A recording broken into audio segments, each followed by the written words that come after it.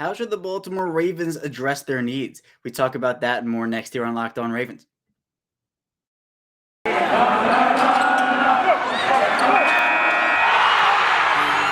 You are Locked On Ravens, your daily Baltimore Ravens podcast, part of the Locked On Podcast Network, your team every day.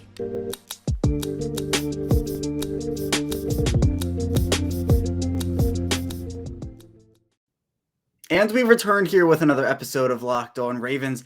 I'm your host, Kevin Ostreicher of Ravens Wire, and we are back here on a Tuesday edition episode of the show after the Super Bowl, where the Rams defeated the Bengals 23-20 to take home the championship. And now we're in full offseason mode. And the Ravens, they have been for a really long time.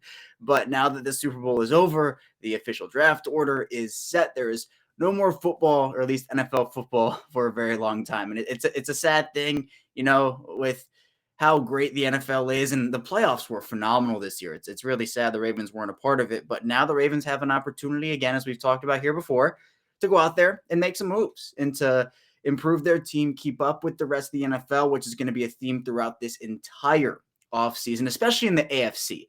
And that's where I want to go in the first segment today. But for the second and third segments, I really want to address how the Ravens should go after their needs in 2022, or at least during this 2022 offseason, because we've talked about the needs before, right? Like, do the Ravens need a quarterback? Do the Ravens need a defensive lineman? Do the Ravens need a running back, et cetera, et cetera? Sneak peek, no, the Ravens don't need a quarterback. But we've talked about the needs, but now I think it's time to go and really look at, all right, should this need be addressed in free agency, or should this need be addressed in the draft, or both? We could throw some trades in there if we need to. So it's not necessarily today going to be who should they target, but more necessarily where should they address their needs. So in the second segment, we'll talk a bit about the draft and just what needs should go to the draft. Or actually, let's flip-flop it. Let's do free agency first in the second segment, because free agency does come before the draft. So we can take it more in a chronological time order there and go free agency in the second segment, because that comes first. Then in the final segment, we can go and do the draft. And in each segment, I'll just kind of run down every position, talk about if the Ravens should put, capital into a free agent or into a draft pick, et cetera, et cetera. So quarterback, running back, fullback, wide receiver, et cetera, in there. In our first segment, I do want to talk about just briefly the state of the AFC right now, because there's been a lot of talk with the Super Bowl ending about, hey, the Bengals were amazing, but, they'll be back, this, that, and the other, right? And really, it's pretty hard to make it to a Super Bowl, let alone win it. And teams who have lost the Super Bowl have not really been able to get back there at a high clip, because it is so difficult. And in an AFC right now that is so competitive, I did just want to talk about it again from a Ravens perspective and talk about just the teams where they are heading into this offseason as it continues to move along. And I think that's important. And this isn't like the only time we'll talk about it, right? Well, I'll do a more in-depth thing as the offseason does chug along. But for now, just kind of hey, it's right after the Super Bowl. Let's talk about how the AFC is feeling right now in this, that, and the other. So a lot to dive into today, as usual, here on Locked On Ravens. Again, just because the Super Bowl and the NFL season is complete does not mean our content stops. We're still putting out content in audio and video form Monday through Friday, 6 a.m. Eastern time. If you're here with us on YouTube, you see my face and my background and everything. Be sure to subscribe to the channel. Our first goal is 1,000 subscribers. We're getting close. We're under 200 away at the time of this recording. So it's big stuff. We've been growing a lot, and it's really good to have that extra avenue of just a way to consume this show. And it's been great doing it for the past 5 or so months. And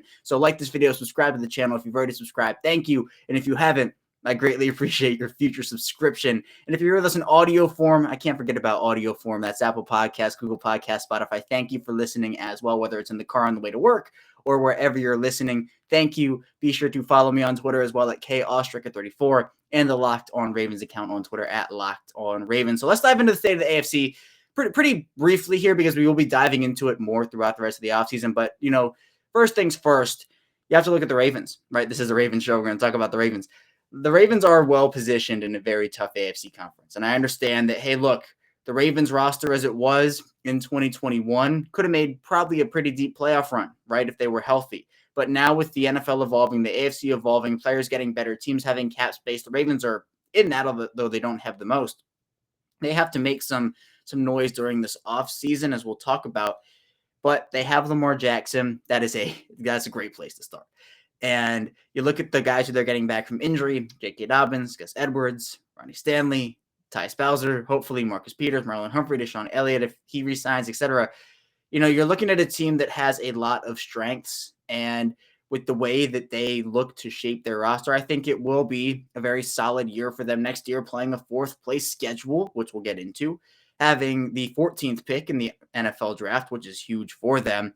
They're well positioned, but so are a lot of other NFL teams, and it's different, right? I mean, we can talk about the Bengals, who are positioned with Joe Burrow, a very deadly wide receiver trio with Jamar Chase and T. Higgins and Tyler Boyd. Joe Mixon's that Pro Bowl running back for them. Their defense took a huge step forward in 2021, and they have a ton of cap space to work on their offensive line.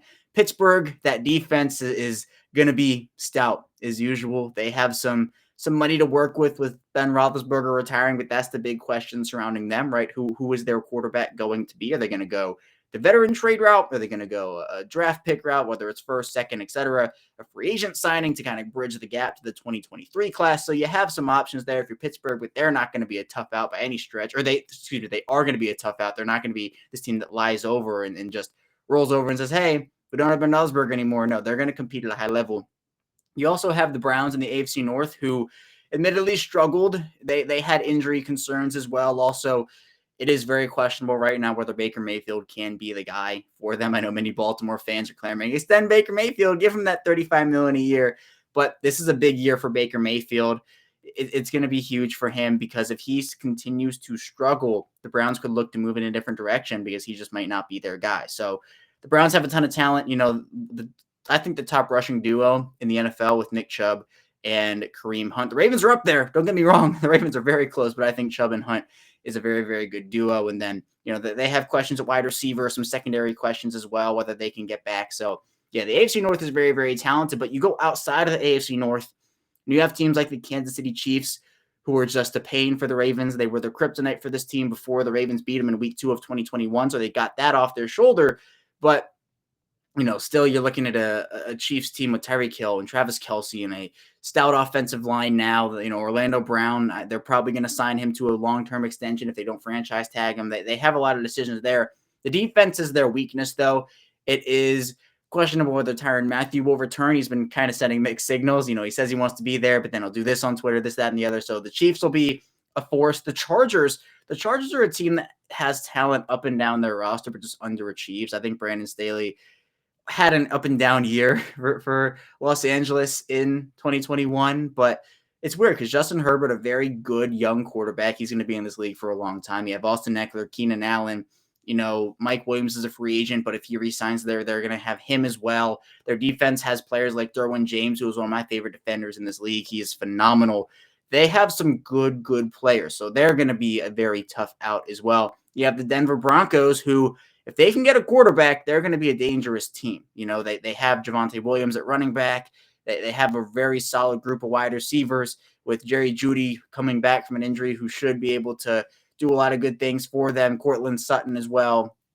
Their defense is great. They have a ton of good playmakers. They're led by Justin Simmons. So the Broncos, the AFC West is tough. Then you have the Raiders, who actually made the playoffs in 2021. I think a lot of people did not expect that. They have committed their car, it seems like, but they have Max Crosby, Yannick Ngakoue, a former Raven there. They have to improve a bit on the defensive side of the ball, kind of find out if Josh Jacobs is their answer. But they've lost some talent due to some legal issues. And for what they were able to do, I think that they were able to rally around their guys very, very well. But, I think wide receiver for them is going to be a big thing. They have Hunter Renfrow, so to add another weapon next to him is going to be huge. And, they might not be as daunting as like the Chiefs or the Chargers in the West right now, but they are certainly still a good football team.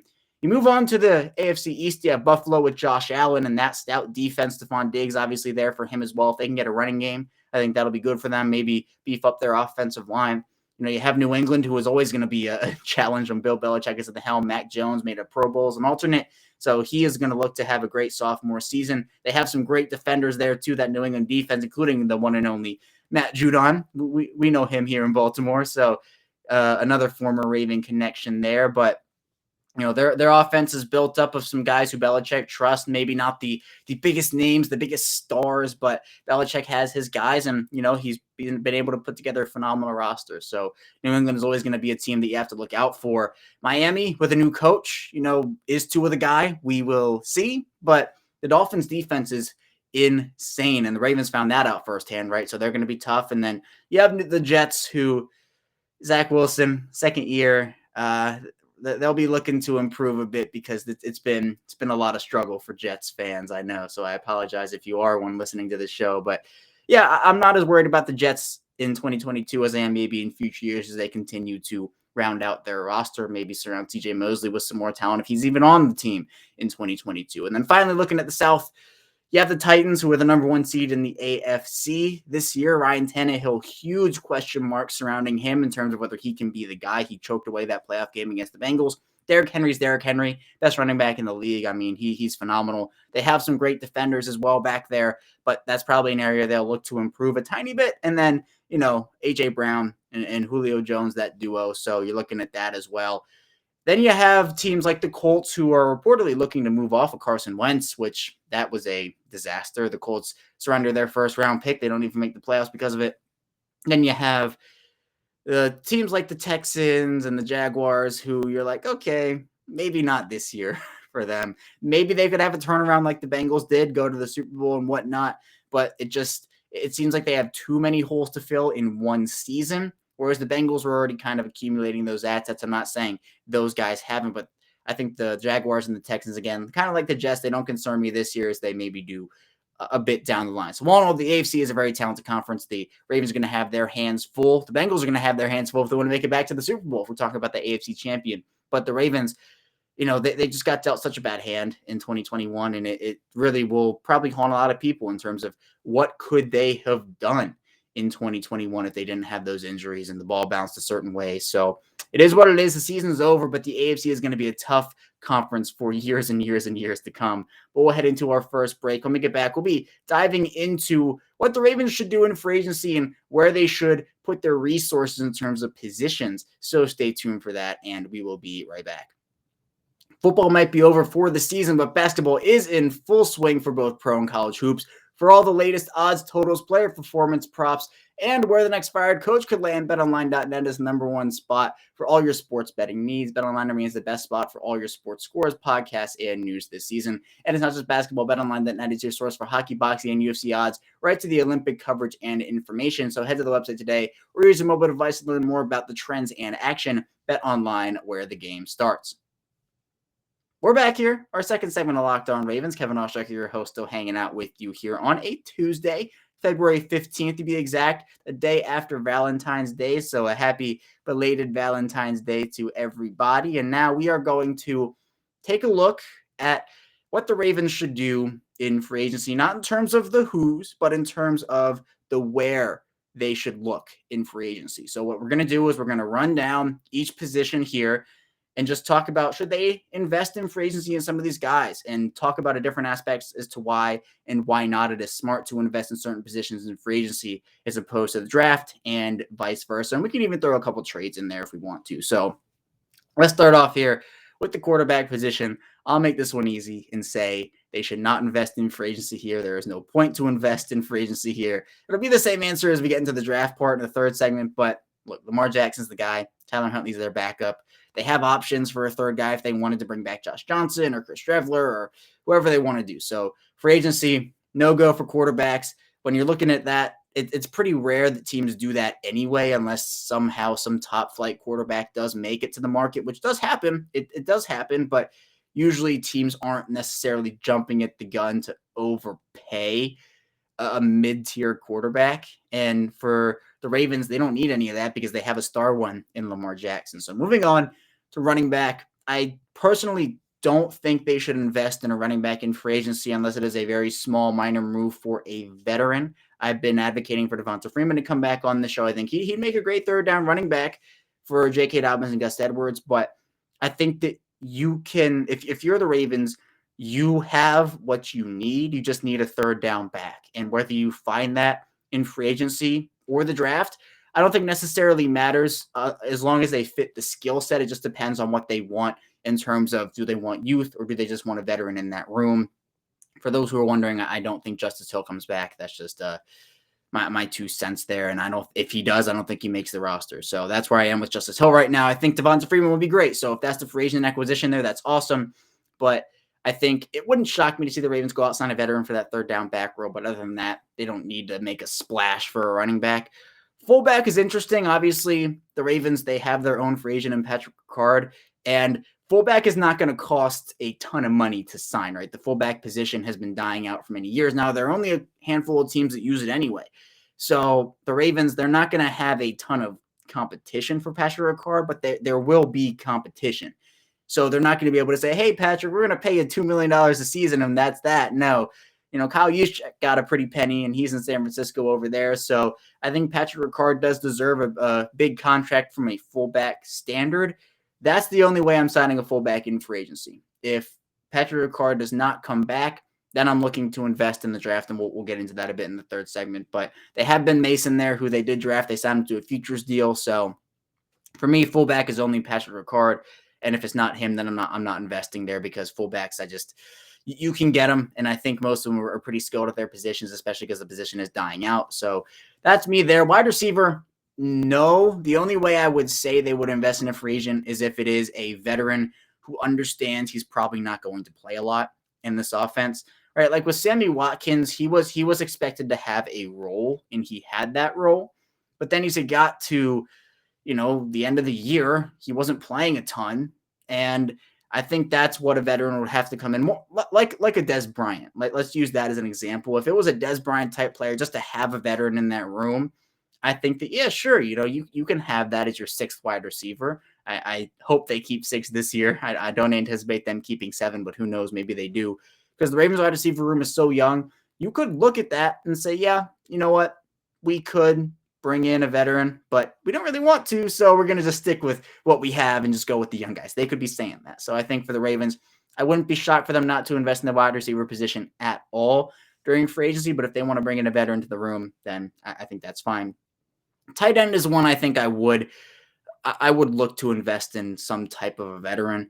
Now, what you could do, and we'll get into the draft part in a third segment, but what you could do is you could trust that to the draft and just say, hey, you know what?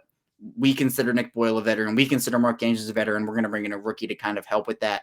But I don't think if they do invest in free agency in a tight end, I don't think it can be a Josh Oliver type move. It has to be bigger than that. It has to be somebody who can come in and make an impact as a third tight end. The Ravens have missed a third tight end so badly since Hayden Hurst was traded away. And, if Hurst makes his return, then you know what? I'm cool with it. But you have to kind of temper expectations in terms of what the Ravens will want to spend at that position. It probably will not be a lot, which is why the draft might be the better option in general. And there are some good tight ends. We'll talk about it. But I just think that the Ravens offense, for one, has changed a lot during the course of these last couple of seasons. It is not what 2019 was, right? This offense has changed since then. So it's not like they need to rely on 3 tight ends on however many percentage of snaps you want to say. But I think that they do need a third tight end who can come in and make a difference as both a receiver and as a blocker. Josh Oliver didn't really work out. Eric Tomlinson isn't much of a receiver. He's a good blocking guy, but I think they just need somebody. And if that is a veteran they really like, they can sign to a cheap deal. I think that's completely fine. The offensive line is a very interesting one, just going down throughout it, because now we only have offensive line to talk about here. We'll split it up into 3 parts. Let's start inside and go outside. So for centers are a premium position. The Ravens have a center in their own, and Bradley Bozeman is going to hit the free agent market in 2022. And many believe that he has priced his way out of Baltimore. People are already looking to guys like Ryan Jensen and a couple other veteran options. I think that if Bradley Bozeman does leave, there should be some type of veteran brought in. I do think that, and it shouldn't be some 1-year, $3 million guy, right? It should be somebody who you can put confidence in, because if Bozeman does leave and sign a big contract, you're going to be looking at, Tristan Colon, the Patrick McCary, but I think he's suited more as the 6th offensive lineman. I wouldn't want him starting. So I think if the Ravens do lose Bozeman, they need to address the center position from a free agent perspective. I think they should, if they need to overpay by $1 or $2 million, they should do it. They just can't go back to what it was in 2020, when Matt Skura was making Lamar Jackson look like Odell out there by snagging passes with his hand, with one hand, and then Patrick McCary snapping it over his head. They cannot have that in a year that is so important to them. So I think, again, if Bozeman's the guy, that's awesome. You don't need to invest at all outside of that. And you can kind of bring Tristan Colon back and say, hey, we have our position. But if Bozeman does leave, I think free agency is the best way to address that, especially if Tyler Linderbaum is not there in the draft. I think that's also when you're saying, okay, there's a pretty steep drop-off, and you don't want that guy starting day one if it's not Linderbaum. So I think, yeah, that's where I am center-wise. Guard-wise, I think the Ravens are fine from a free agent perspective. I mean, if they wanted to sign a veteran to play left guard, they could, but I think the Ravens are going to work with what they have and kind of see what they have from a youth perspective, like with Ben Cleveland and Ben Powers. The right guard, they're fine. I mean, they have Kevin Zeitler. That's squared away. No additions need to be made there. But yeah, I think for the guards, I'm not necessarily worried. Tackles, I would probably invest in a mid-level tackle here. And when I mean mid-level tackle, I would say one a little bit better than Alejandro Villanueva, but this does hinge on the draft. And the Ravens aren't necessarily going to sign here's our positional groups that we need. We're going to sign a free agent at every single position, right? Tackles are very difficult. I would not be shocked if the Ravens did not sign a tackle and only worked in the draft. But I do think they need to invest, and they need to overinvest and overcompensate. And Eric DeCosta talked about that, how they need to overcompensate because they cannot, as bad as it sounds, trust the health of Ronnie Stanley anymore because, one, he has not played a full season in his entire NFL career. And two, that injury he suffered it was brutal. It was horrible. He's worked so hard to come back, but you still just can't say, hey, he's going to be healthy. You just don't know. So I think that's where a veteran signing comes into play. They do have Jawan James, who I think will make a positive impact, but he is more of a right tackle. And that's where, when we talk about the draft, we'll do all that. So, quickly talking about the defense, you have the defensive line. I think the Ravens will invest in that defensive line in the free agent market. I think Larry Ogunjobi is a very solid prospect. I'm kind of looking at that. You look to the outside linebackers. I think that they should look to their own guys, like bring back Justin Houston and maybe bring in another veteran type player, because I think Pernell McPhee might not be back in the NFL after this year. So I think Houston's a very good signing for them, but maybe if they also want to bring in another mid to high level player there, that'd be huge for them, especially with Tyus Bowser not necessarily coming back. We don't know what his timeline is. John Harbaugh has established that he thinks he could be back by the start of training camp, but we will see. And then you have a guy like, I don't know, there are a couple of high-level guys out there, but yeah, John Harbaugh talked about how his timeline, maybe not start of training camp, but, start of the regular season, but we'll see how that timeline works out. And then looking at the inside linebackers, I don't think they need to. I mean, their own guys, yeah, like Josh Bynes, I think they should re-sign. LJ Fort, they should re-sign, but they don't necessarily need to bring in a top-flight guy. If they do, though, if they bring in Bobby Wagner, I think that'd be great. If they brought in a guy like Bobby Wagner, I think that'd be great. So we'll see what ends up happening there. And if they feel like a trade is necessary to bring in a veteran who's a bit higher level of a player than Bynes, we'll see. And then finally, with the secondary, you have corner. I think the Ravens should invest in a corner in free agency. And if they don't, I think they should invest in a safety. I think they should invest in the secondary. That should be where they spend in free agency. Tyrann Mathieu, J.C. Jackson, invest in that position. That doesn't mean you got to cut Marcus Peters. It doesn't mean you got to move on from a ton of players. But if you can sign a high-level player who is like top 10 in this position in the secondary, combine that with Marlon Humphrey and Marcus Peters, combine that with Chuck Clark, I think that is the absolute right way to go. But there are other areas where you can invest in the draft there. And the draft is a key part of this, so we'll head into our final break. When we get back, we'll talk about the draft, kind of run down those positions again, talk about if they should invest in the draft, so stay tuned for that. And we will be right back.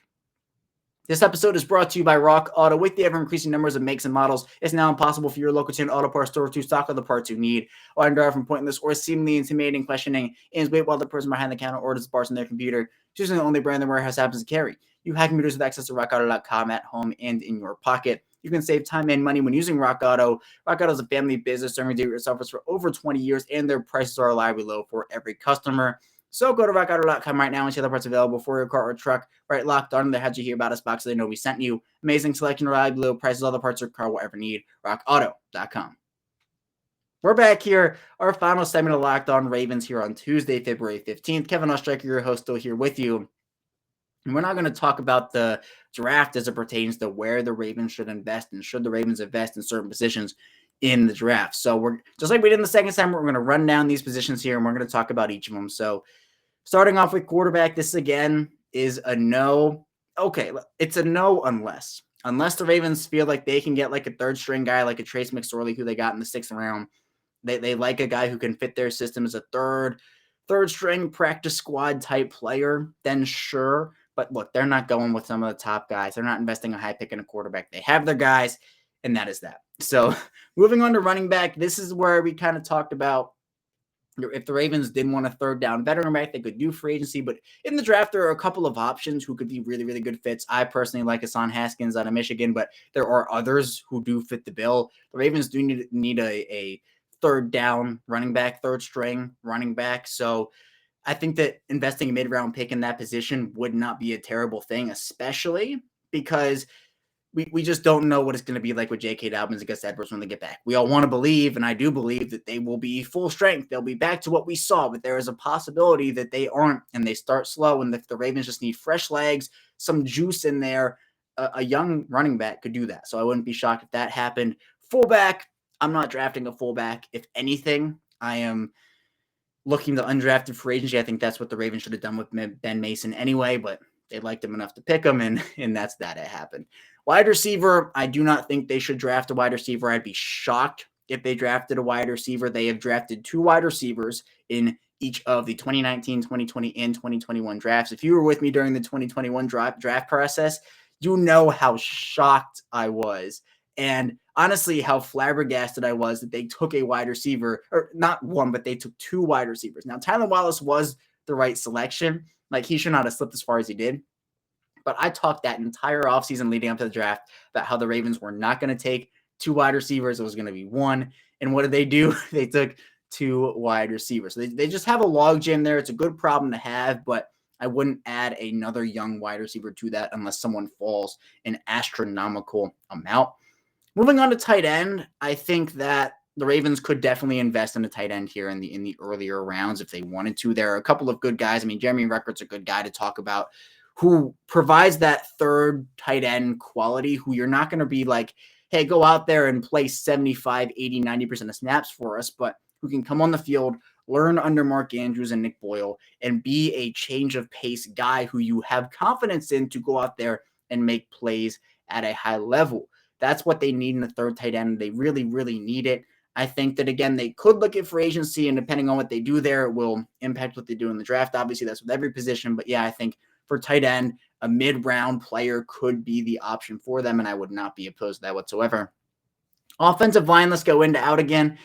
Center, Tyler Linderbaum's the guy there. If Tyler Linderbaum's there and the Ravens feel like he's the guy at 14, then he's the guy. He's by far and away the best center prospect in this draft. And if the Ravens want to have a controllable young center under their books for 4, maybe 5 years, depending on the 5th option, then that's, I think that's okay. Linderbaum, as Spencer talked about, has not been the necessarily best fit for them, but he still is a very, very, very good prospect. But it's just a matter of the rookie center thing. How good can it be? It can be really good. I mean, I'm not saying any rookie center is going to come into Baltimore and just be terrible, but with other positions of need, where do you want to invest? I think that'd be really key. And it's obviously, look, if the Ravens don't sign a center in free agency, if Bozeman leaves, they're probably going to draft one pretty high up in the draft. So that's just, it's the correlation of free agency versus the draft.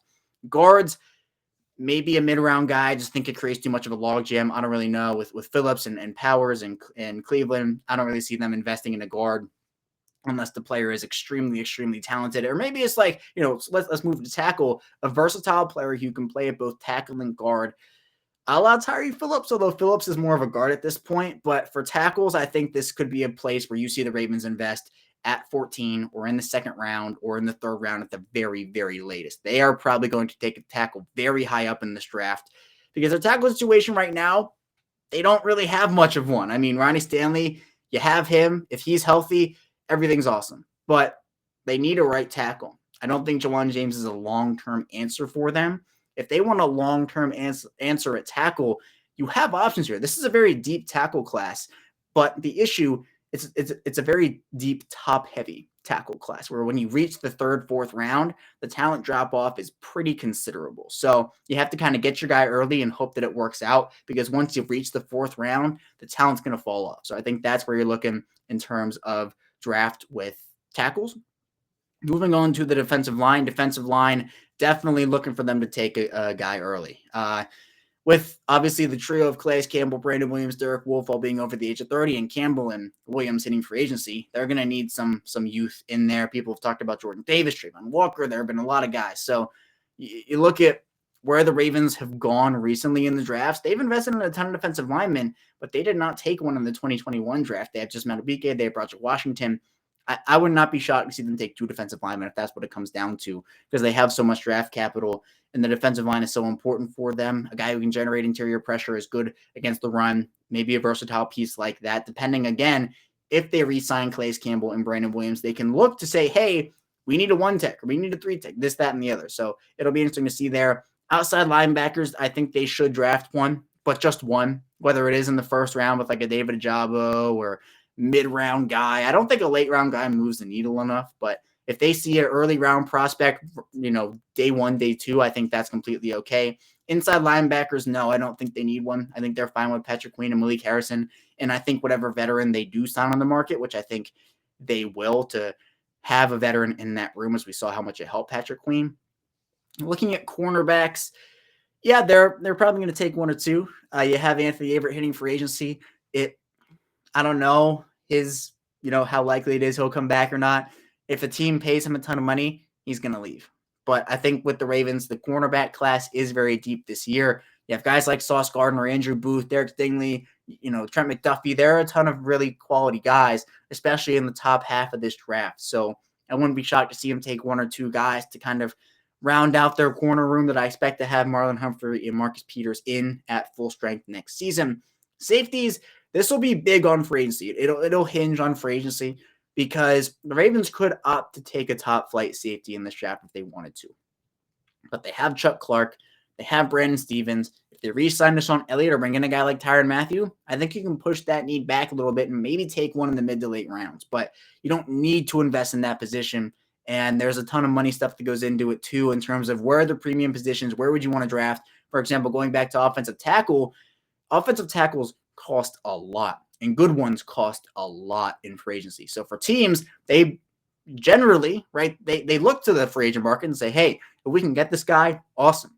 But they also understand that if they can if they can draft the top flight guy in the draft and have him under, team control for 4 or 5 years, depending on the fifth-year option, that is a great option to have, especially if the player can produce at a high level on a rookie deal. So there's a ton of money stuff that goes into it with free agency, with the draft. We'll dive into a lot more of it as the offseason continues, as we get closer to both free agency and the draft. But it is interesting to look at these kind of things and go, well, if the Ravens invest here in free agency, they're not probably going to do it here as much in the draft, and vice versa. So very, very interesting. And all this stuff goes into what the Ravens will do to build their 2022 roster. But that's all I have for you here today on Locked On Ravens. Let me get back here tomorrow. We'll be diving into your mailbag questions. So stay tuned for that, and I will see you tomorrow.